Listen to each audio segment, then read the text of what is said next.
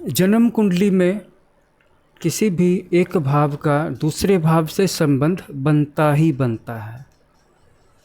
मान लीजिए कि हम लग्न को कंसीडर कर रहे हैं, तो लग्नेश की दृष्टि मान लीजिए इस भाव पे पड़ गई है। आपका लग्नेश गुरु है, यानी कि जुपिटर है,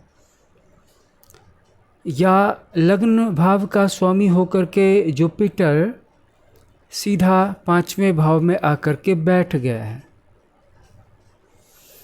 इस कंडीशन में लग्न भाव के साथ 5वें भाव का संबंध बन गया।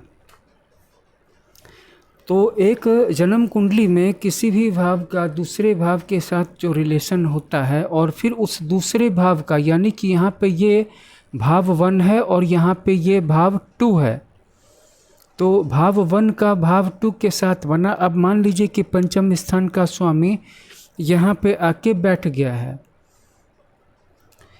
मान लीजिए कि यहाँ पे धनु राशि है लग्न में, तो 9, 10, 11, 12, 1, 2, 3, तो 9 का स्वामी 9, 10, 11, 12, 1 मेष राशि में बैठा है 5वें भाव में, और मेष राशि का स्वामी यहाँ पे मिथुन राशि में बैठा है, जिसे 3 से इंडिकेट कर रहे हैं।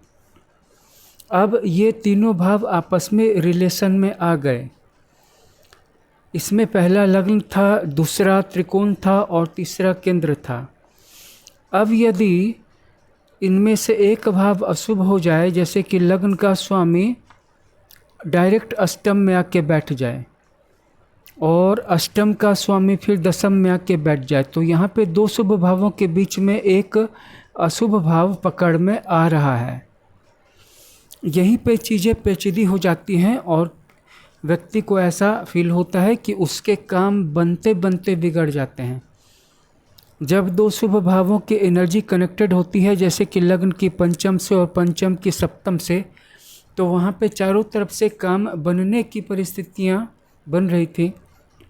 और जब लग्न स्थान का संबंध अष्टम भाव से हो गया और अष्टम का दशम से, तो लग्नेश का अष्टम पर दृष्टि डालना या अष्टम में बैठ जाना ही बताता है कि व्यक्ति के काम में पूरी बाधाएं आएंगी, बाधाओं के बीच में ही उसका जीवन होगा।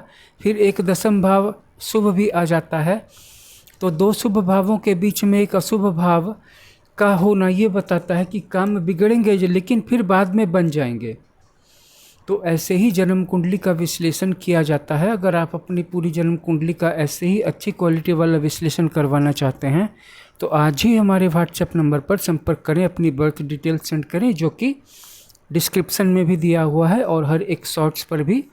और आपको ये भी बता दें कि अगर आप अपनी जन्म कुंडली और हस्तरेखा दोनों का विश्लेषण करवाते हैं, तो आप अपने फ्यूचर के बारे में और अपनी लाइफ के बारे में ज़्यादा स्पष्टता प्राप्त कर पाएंगे, आपको ज़्यादा क्लैरिटी मिलेगी।